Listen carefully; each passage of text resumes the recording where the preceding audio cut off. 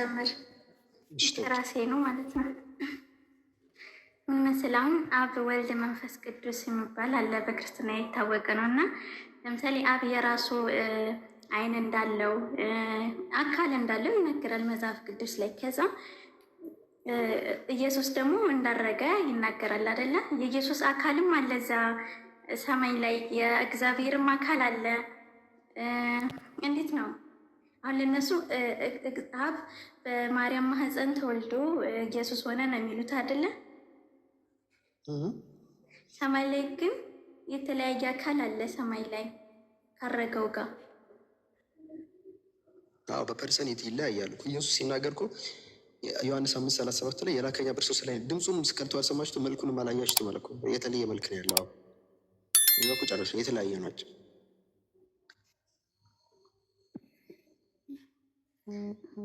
ማርያምስ አድርጋለች ብለው ነው የሚያምኑት አይደለ? የአሁኑ ላይ ያለውን ለምሳሌ ማቴዎስ ወንጌል ምዕራፍ 10 ላይ ካየሽ በሰው ፊት የሚክደኝ ሁሉ እኔ ደግሞ በሰማያት ባለው በአባቴ ፊት እከደዋለሁ ብሎ ማቴዎስ ወንጌል ምዕራፍ 10 ቁጥር 33 ላይ ይናገር። እዚህ ጋር ማን ፊት ነው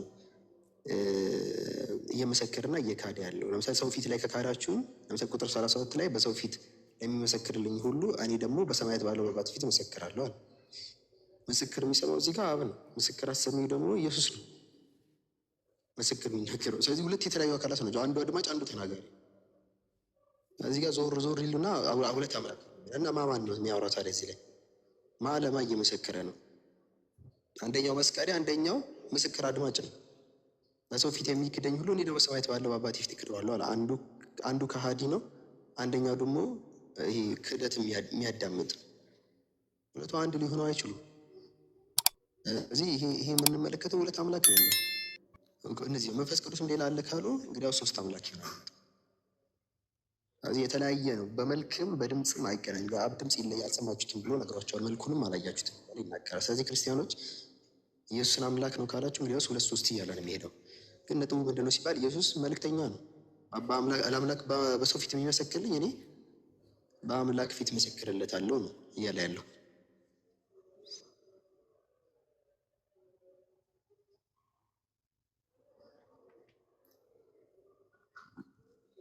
ስለዚህ በምድር ላይ ብቻ አይደለም ሶስት አካል የሆኑት፣ ያኔ ሶስት አካል ሆኑ ተብሎ የሚወራው ምድር ላይ ብቻ ሳይሆን ሰማይም ላይ ሶስት ናቸው።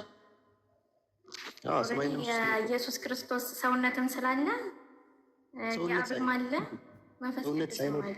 መጀመሪያ እነሱ የሚያምኑት መጀመሪያ ዓለም ሳይፈጠር በፊት እንደዚህ ሶስት ናቸው። እንደዚህ ነው የሚያምኑት። መጀመሪያም ሶስት ናቸው። በማንነት መጀመሪያም ሶስት ናቸው።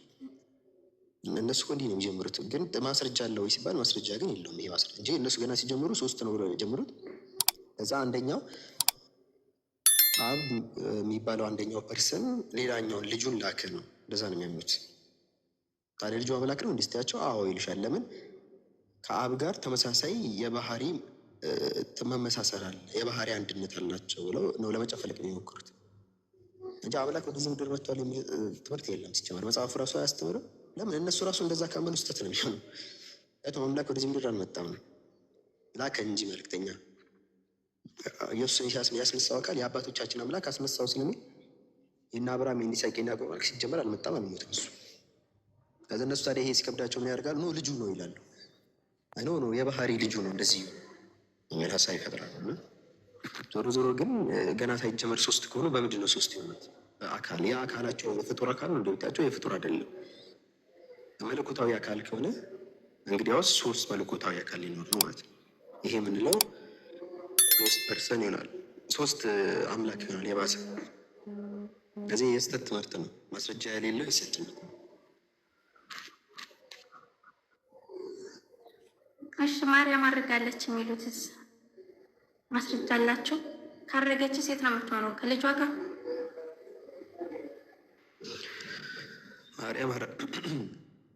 ማርያም አድርጋለች የሚል ምንም አይነት የመጽሐፍ ማስረጃ የለም። እዚህ ላይ ኒው ቴስታመንት ላይ ማስረጃ የለም። አድርጋለች የሚሉ ሰዎች እንግዲያውስ ማስረጃ እነሱ ማምጣት ይኖርባቸዋል።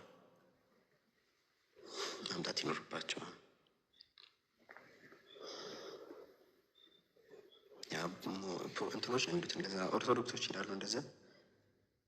ግን መረጃ ነው ያስፈልገው ነው። ማስረጃ አለ ወይ ነው ነጥቡ። ስለዚህ ጉዳይ ላይ አላውቅም። ማስረጃ መጽሐፍ ቅዱስ ላይ የለም።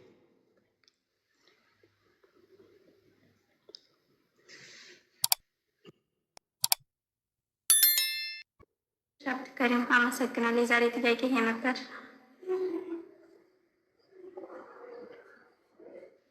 ሌላም ጊዜ ጠይቅ። እንግዲህ ጥሩ ጥያቄ ነው።